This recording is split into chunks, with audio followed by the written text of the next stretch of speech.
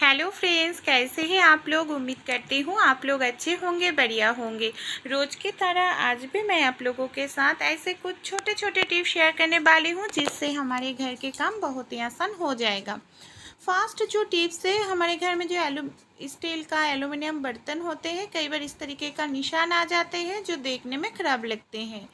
तो किस तरीके से इस निशान को हम क्लीन कर सकते हैं, इसके लिए ज़्यादा घिसने की ज़रूरत नहीं पड़ेगा। थोड़ा सा आप ले लीजिएगा कोलगेट बर्तन में, फिर नॉर्मल एक स्कॉच की मदद से इस तरीके से कुछ टाइम अगर घिसेंगे ना, हमारे जो बर्तन में निशान आ जाते हैं फ्रेंड, वो निशान एकदम से क्लीन हो जाएगा। देखिए, इस तरीके से घिस कर मैं आप लोगों को नॉर्मल पानी की मदद से धोकर भी दिखाऊंगी जो कितना बढ़िया तरीके से क्लीन होता है। चलिए, मैंने तो घिस लिया है, अभी मैं आप लोगों को क्लीन करके दिखाती हूँ। आप रिज़ल्ट खुद देख सकते हैं, पहले कैसा था, अब देखिए एकदम से नए जैसा हो गया है। अगला जो टिप्स है, साबुन हम सभी लोग यूज़ करते हैं। कई बार साबुनदानी में साबुन रखते हैं, फिर भी साबुन जो है ना बहुत ही जल्दी ख़त्म हो जाते हैं, सूखने में समय लगता है। कई कई के पास साबुनदानी अगर नहीं है अवेलेबल, तो इस तरीके से एक ढक्कन ले लीजिएगा, कोल्ड ड्रिंक्स वाला। एक ढक्कन साबुन में इस तरीके से लगाकर उल्टा करके रखेंगे, इससे साबुन कम समय में सूख जाएगा। एक साबुन बहुत दिन तक चलेगा और साबुन गलेगा नहीं, साबुनदानी भी गंदा नहीं होगा। कई बार सरसों का सब्जी तरकारी बनाते हैं और कड़वा हो जाते हैं खाने में, तो जब भी सरसों पेस्ट करें, नमक और मिर्च देकर अच्छे तरीके से पेस्ट कर लीजिएगा। इससे पेस्ट भी अच्छा होते हैं, कड़वा भी नहीं होते हैं। कई बार सरसों का सब्जी खाने से गैस हो जाते हैं, तो सरसों इस तरीके से आप छिलका जो है ना, इसको आप अलग करके छिलके को फेंक दीजिएगा। फिर सब्जी तरकारी में सरसों पेस्ट डालेंगे, उससे गैस एसिडिटी नहीं होते हैं, क्योंकि छिलके जो है हजम नहीं होते हैं। कई बार कुछ फ्राई वगैरह करते हैं, जले हुए ऑयल में बहुत सारे जले हुए पार्ट रहते हैं, और इस ऑयल को किस तरीके से हम डबल फिल्टर कर सकते हैं, चाय वाला छन्नी में इस तरीके से रुई आप फैला कर ले लीजिएगा। इस तरीके से अच्छे से फैला कर ले लिया है, फिर ऑयल को डाल देंगे और इसको हम छान लेंगे। इससे क्या होगा फ्रेंड, जो जले हुए पार्ट है वो रुई में रह जाएगा, हमारा ऑयल एकदम से क्लीन हो जाएगा, कोई भी जले हुए पार्ट ऑयल में नहीं रहेगा। अच्छे लगे तरीका तो ज़रूर ये तरीका आप भी आजमा सकते हैं। अगला जो टिप्स है फ्रेंड, कड़ी पत्ता हम सभी लोग खाना पसंद करते हैं। कई बार इसको हम फ्रीज में रख देते हैं पॉलीथीन में, बहुत ही जल्दी ख़राब हो जाते हैं।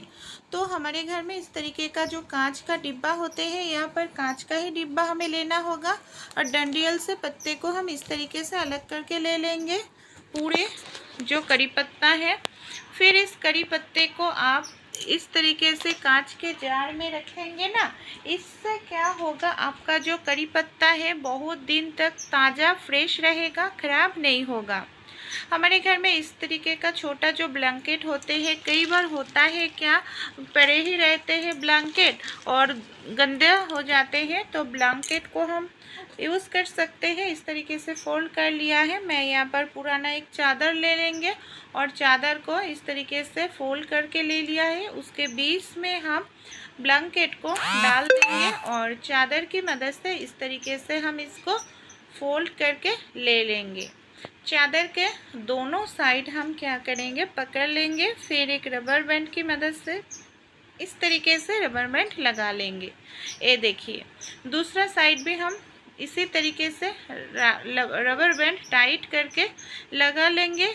ये आप चाहे तो आपके सोफ़ा में रख सकते हैं या आपके बेड के पास रख सकते हैं, इससे ब्लैंकेट भी ख़राब नहीं होगा और यूज़ भी हो जाएगा, देखने में भी बहुत ही सुंदर लगेगा। अगला जो टिप्स है फ्रेंड, कई बार हमारे जो बच्चों का स्कूल शूज़ होते हैं, पॉलिश का इंक ख़त्म हो जाते हैं, तो आप थोड़ा सा वैसलीन ले लीजिएगा डॉट डॉट करके, फिर कॉटन की मदद से वैसलीन को अच्छे तरीके से इस तरीके से लगा लीजिएगा। इससे आपका जो शूज़ का शाइन नहीं था, गंदा हो गया था, वो शूज़ एकदम से नए जैसा दिखने लगेगा, देखकर बता ही नहीं सकता जो आपने शूज़ को पॉलिश नहीं किया है। कई बार छोटे मछली जो है हम फ्राई करने जाए तो मछली टूट जाते हैं। तो इसके लिए एक काम कीजिएगा, जब भी आप छोटे मछली को फ्राई करें थोड़ा सा आप ऑयल में मैदा डाल दीजिएगा। फिर मछली को डालेंगे ना, मछली एक के साथ एक चिपकेगा नहीं और टूटेगा भी नहीं। बहुत ही अच्छे तरीके से आप मछली को फ्राई कर पाएंगे। ये देखिए कढ़ाई में भी चिपकेगा नहीं। मेरा जो मछली है बहुत ही बढ़िया तरीके से फ्राई हो गया है। अच्छी लगी टिप्स तो ज़रूर आप भी ट्राई करके देखिएगा। मच्छर भगाने के लिए हम इस तरीके का जो अगरबत्ती यूज़ करते हैं फ्रेंड, कई बार अगरबत्ती लंबे टाइम जलते नहीं है। तो इसके लिए एक काम कीजिएगा, थोड़ा सा पानी लेकर गीला कर लीजिएगा, फिर आप ले लीजिएगा पाउडर। इससे अगरबत्ती बहुत समय तक जलेगा और अगरबत्ती का जो खुशबू है वो भी बढ़िया होगा और मच्छर भी भाग जाएगा।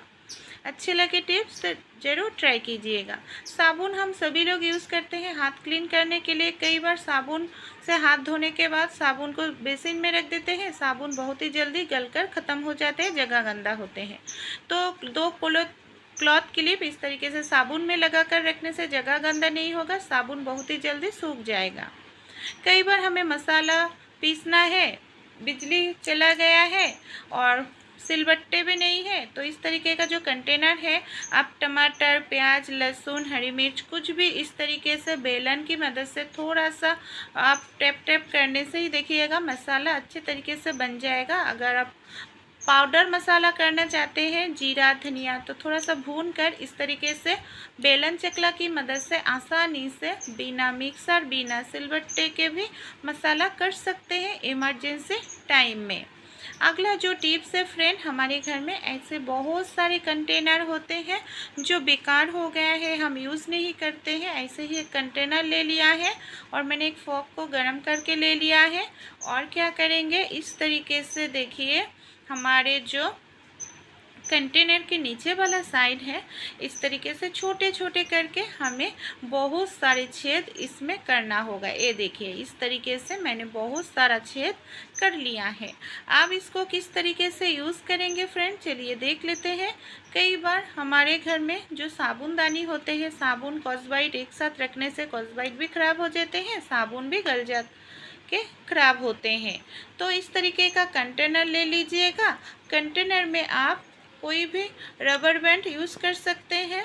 मैं यहाँ पर पतला सा रबर बैंड ले रही हूँ और कंटेनर में हम इस तरीके से रबर बैंड को लगा लेंगे। ये देखिए इस तरीके से 2 लगाकर ले रही हूँ। हमारे जो बर्तन धुलने का साबुन है, जब काम ख़त्म हो जाएगा रबर बैंड के ऊपर रख देंगे तो पानी बहुत ही जल्दी निकल जाएगा, साबुन सूख जाएगा और कॉस्बाइट को नीचे रखने से भी कॉस्बाइट का जो पानी है वो भी सूख जाएगा बहुत ही जल्दी, क्योंकि नीचे छेद है और बहुत दिन तक अच्छा रहेगा।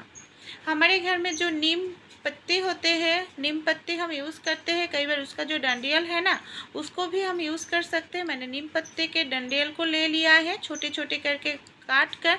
कई बार हमें टूथपिक बाहर से ख़रीदते हैं तो इस तरीके से नीम पत्ते के डंडियल को आप काट कर टूथपिक की तरह यूज़ कर सकते हैं और ये प्राकृतिक है, कोई भी हानिकारक नहीं है। मैंने एक बर्तन में थोड़ा सा टूथपेस्ट, थोड़ा सा हल्दी अच्छे तरीके से मिक्स कर लिया है। इसमें थोड़ा सा हम डाल देंगे फ्रेंड यहाँ पर ऑयल।